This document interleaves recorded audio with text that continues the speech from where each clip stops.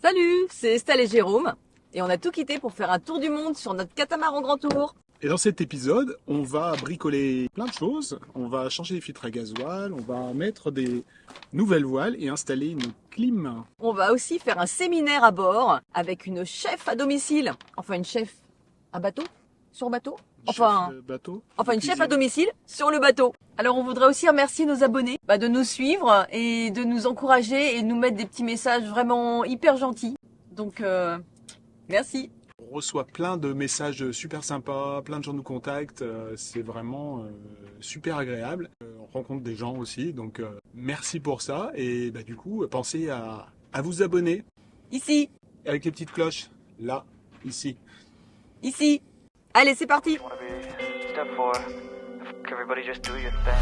Wake up, today's gonna be a good day. Wake up, today's gonna be a good day. Wake up, today's gonna be. Alors, petit bricolage, mais super important. Aujourd'hui, c'est l'installation de notre nouvelle ancre. On l'a attendue, on l'a regrettée. Elle nous a manqué de nombreuses fois. Et enfin, on l'a. Et enfin, on est au port et on va pouvoir l'installer. Et la voilà, la Sped 35 kg qu'on aurait tellement aimé avoir pendant la tempête corse. Eh ben, je pense qu'on va l'installer. Donc voilà, j'ai déballé, petite instruction, notice de montage. Alors les Sped, ce qu'elles ont de particulier, c'est qu'elles ont une pointe qui est hyper pointue et deux qui est plombée, donc qui est très très lourde. Tout le centre de gravité en fait de l'encre est dans la pointe, ce qui fait qu'elle va s'enfoncer vraiment profondément dans le sol, qu'il soit sableux, terreux ou autre. Et normalement, ça accroche bien. Et puis, elle est plus lourde que l'autre. Donc, elle devrait bien tenir les 12 tonnes de notre Big Baby. Alors, le seul truc, c'est le guindeau. Moi, j'ai un petit peu peur que le guindeau, il souffre, le petit bonhomme, là. Il va devoir supporter 35 kilos. Faut déjà mettre le boulon. Elle est énorme, l'encre, quand même. Elle préconise de mettre 2 écrous freins. Et le deuxième. Ton fameux frein filet, ton meilleur ami. Ça, t'aimes bien le frein filet, hein. Là, dans ce cas-là, c'est plutôt pas mal. Première étape, mettre le frein filet. Parce que là, il faut que ça tienne. Hein.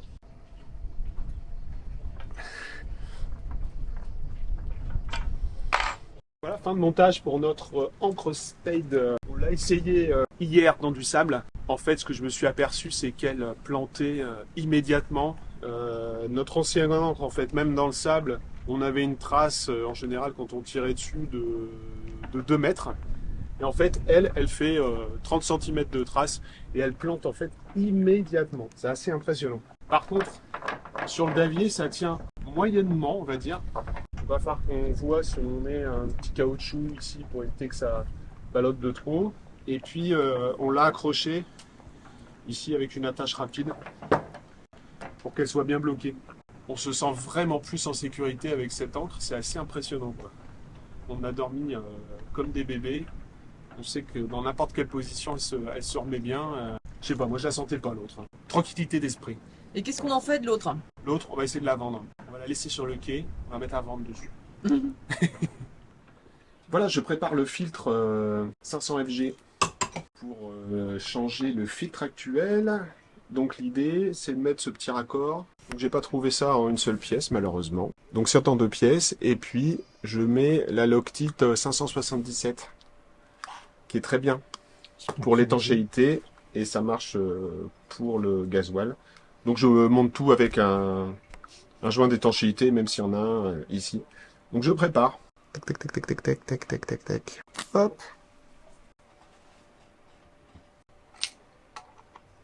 Et voilà, un de fait. Bim. Ça filtre ici en 30 microns les particules qu'il y a dans le gasoil. Ensuite, il y a une sorte de centrifugeuse qui va séparer le gasoil de l'eau. Et l'eau étant plus lourde que le gasoil, l'eau coule dans le fond. Et de temps en temps, s'il y a de l'eau, il suffit d'ouvrir ici. Seul inconvénient de ces fils par rapport aux anciens, c'est qu'il n'y a pas un détecteur automatique. Donc à réfléchir pour le remettre en place. Donc là, tu enlèves les anciens. Voilà.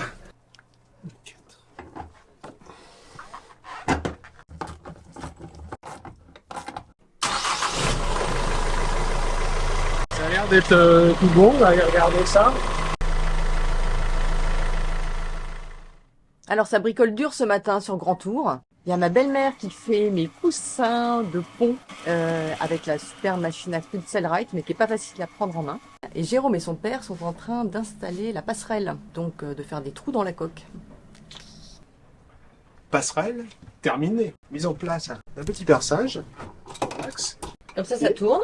Comme ça tourne. Et nous n'avons plus qu'à déployer la passerelle normalement dans ce sens-là. Hop. Voilà. Bravo. Le résultat de la coupe. On voit bien le gel-coat, la fibre, le bois. Voilà, c'est de ça qu'est fait Grand Tour. C'est pas grand-chose en même temps. Hein. Voilà. Ça fait un bon 2 cm et demi. On a acheté une clim pour mettre dans notre cabine.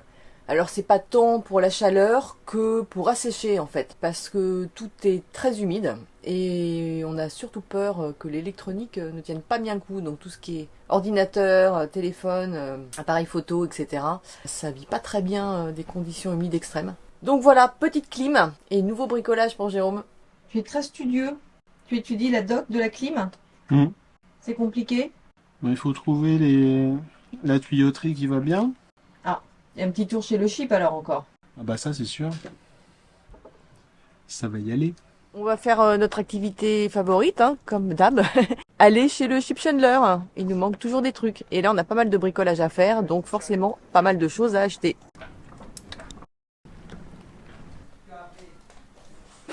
1h30 plus tard. Donc voilà, des petits raccords dans tous les sens. C'est tellement compliqué qu'il faut y aller élément par élément. Il faut aller dans l'arrière-boutique surtout. Ils sont super sympas et vachement aidants. Très compliqué. Mais on a réussi. Et t'as eu un café. Ouais, en plus. Tu fais tous les raccords pour la clim là? Ouais. Ça a l'air compliqué hein. Je vais mettre la petite pompe là. La petite pompe, le petit tuyau.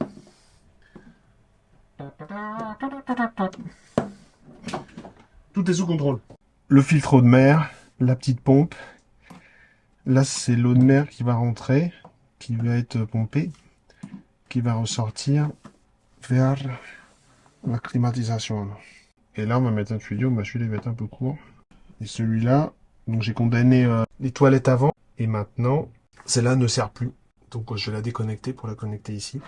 Maintenant, il n'y a qu'un circuit. Je prends le circuit d'eau de mer avant, que j'utilise pour la clim à la place des toilettes. D'accord. Et elle va être évacuée où cette eau de mer? Elle va être évacuée avec les autres évacuations de douche. D'accord, avec les eaux grises alors. Ouais. Voilà cette petite clim sous notre lit. On va bien dormir, hein. La clim. Là-dessous, il y a les cuves de gasoil. Le chauffe-eau qui est là. Bon, on est bien là.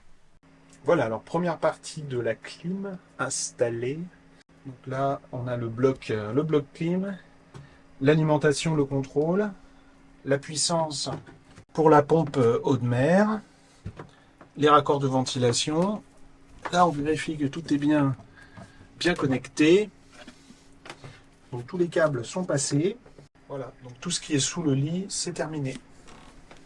Et bien maintenant, je vais connecter la prise de mer où j'avais déjà inversé avec la prise de mer des toilettes de la cabine avant.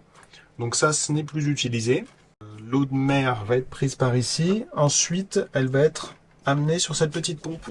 Donc avec le filtre que j'ai rajouté. Donc on va relier eau de mer à la pompe. Et l'évacuation de la clim, puisqu'elle va créer de la condensation et de l'eau, ce sera à quel endroit alors? Eh bien, c'est ce tuyau-là qui va pour l'instant dans la cale.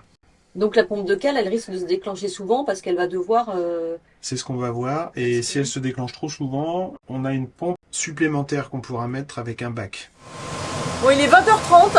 Après 3 jours de boulot intensif, Jérôme a enfin mis la clim en marche. Et ça marche vachement bien, il fait super froid. T'es content de ta clim, mon cœur? Ça marche super bien, mais l'afficheur est à l'envers. Ah ouais, en fait, il fait pas 62 degrés du tout, là.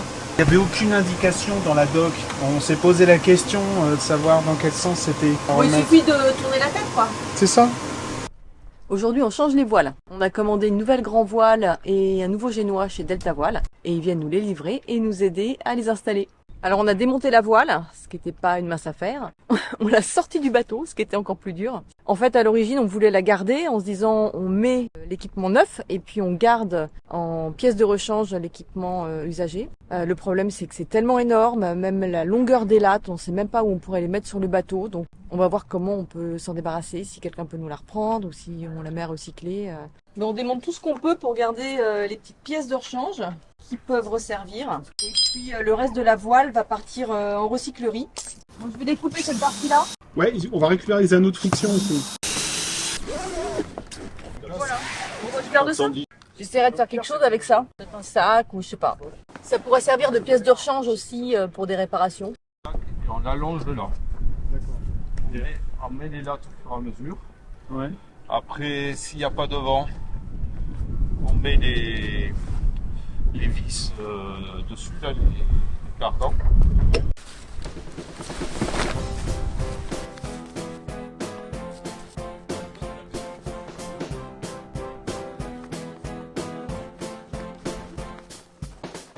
Un morceau, il y a rien qu'un morceau d'acron, plantez un poteau dedans. Dans le d'acron, vous tirez, ça se déchire. Dans les dranettes, vous tirez, ça se déchire pas. Alors, quels vont être les points d'usure dans la voile? Les points d'usure, il faut faire attention aux coutures. Voilà. Regardez les coutures, c'est ça, en bon, ça risque de souder. Ouais. Vous avez des bandes de ragage là. Oui, je disais, on discutait sur le fait de garder ou pas la voile en spare. Donc le conseil, c'est plutôt pas la garder par expérience. Ouais. Ouais. Non, ça sert à rien.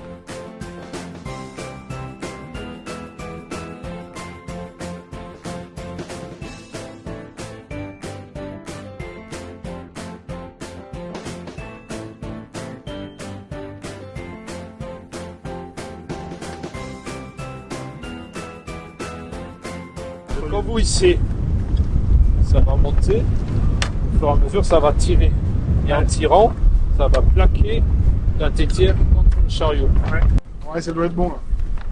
Ce qui se passait jusqu'à maintenant, avant qu'on mette au point ce système, c'est que les gens, quand il y avait du vent, ils enroulaient partiellement leur faux autovireur. Sauf qu'à ce moment-là, il y avait toute la tension qui se mettait sur la bordure.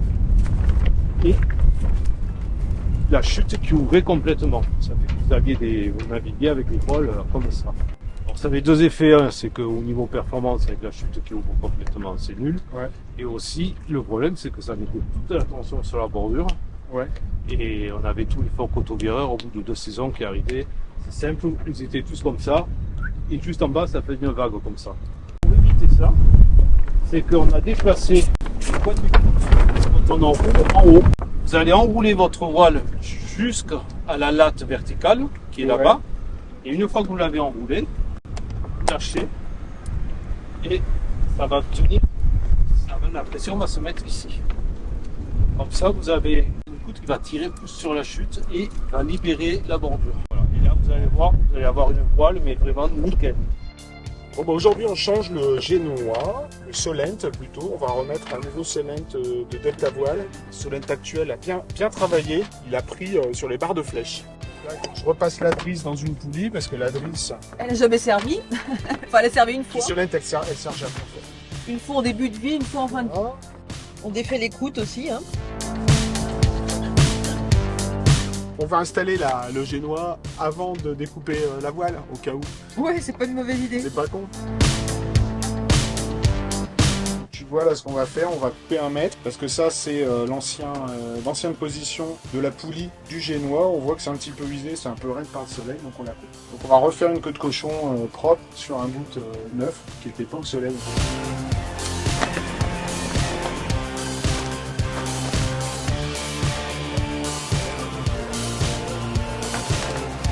Donc là c'est en version Solent complètement sortie. Et là c'est en version avec un rythme pour que la chute elle soit bien tendue. Alors on est toujours au port de Bormes-les-Mimosas. Et pour les 3 jours qui viennent, on va accueillir à bord un séminaire. Et pour que ce soit vraiment parfait, eh ben, on a une chef sur le bateau qui va nous préparer des petites choses à manger, à boire, et ça va être super. Et puis moi, je vais apprendre plein de trucs. Hein. Alors notre chef à bord, pour les jours qui viennent, c'est Marie-Camille Picoulet. On va mettre son site ici. Elle a un site qui s'appelle Un zeste dans l'assiette et elle est chef à domicile et spécialisée dans la cuisine du Sud parce qu'elle vient de Menton. Alors j'ai été faire mes petites courses ce matin, enfin petites, pas si petites que ça, parce que j'ai 4 repas à préparer. Un apéritif dînatoire ce soir, 2 repas demain et un vendredi. Donc comme vous le voyez, les légumes sont à l'honneur, c'est ce qui prend le plus de place dans ma cuisine. Par exemple, je compte faire avec ces petits poivrons et les petites prunes jaunes qui sont là, un ketchup un petit peu différent. Donc tu peux regarder, il y a tout dans le... Enfin, il y a une grande partie des légumes qu'on va utiliser aujourd'hui qui sont dans l'évier. Sur un petit peu de vinaigre dans l'eau qui sert à nettoyer les légumes. Je nettoie aussi les oignons. Ouais, le challenge de Marie-Camille, c'est d'arriver à cuisiner comme si elle était dans une vraie cuisine, mais sur un bateau. Et en même temps, c'est son boulot parce qu'elle est chef à domicile, donc elle doit s'adapter aux cuisines de ses clients. Qu'est-ce que tu nous fais là? Alors là, ce sera le ketchup poivron prune.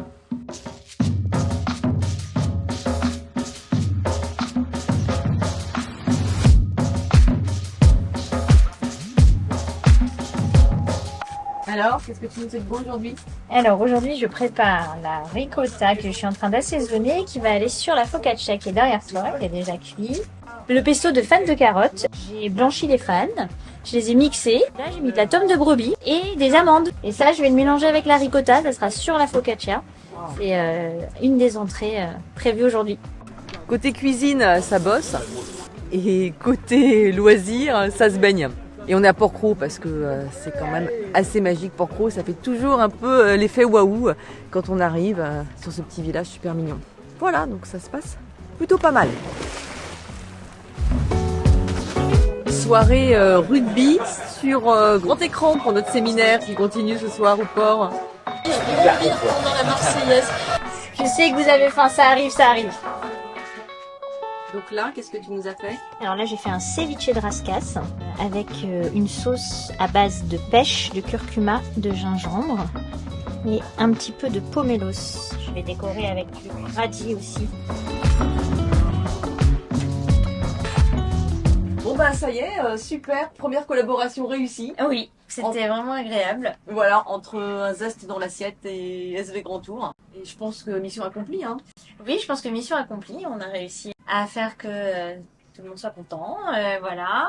Et moi, j'ai appris ce que c'était que de cuisiner sur un bateau. Voilà. Les contraintes qu'on a pour les peser, par exemple.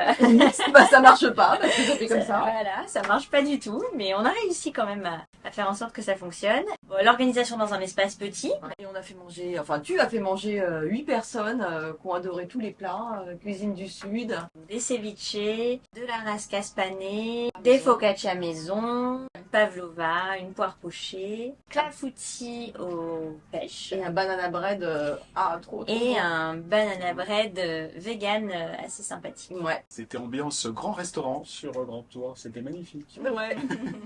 Et ben maintenant, toi tu vas repartir à Paris. Et puis nous, on s'apprête à accueillir des copains lyonnais pour une petite session. Petit week-end kite. Et ensuite, ce sera la direction des Baléares dès qu'on aura un créneau météo favorable. Ouais, pour commencer notre transhumance vers l'ouest. Allez, bah c'est parti, on y va. Et c'est parti. Step 3, think real hard about what you want to be. Step 4, everybody just do your thing. Wake up, today's gonna be a good day. Wake up, today's gonna be a good day. Wake up. Voilà.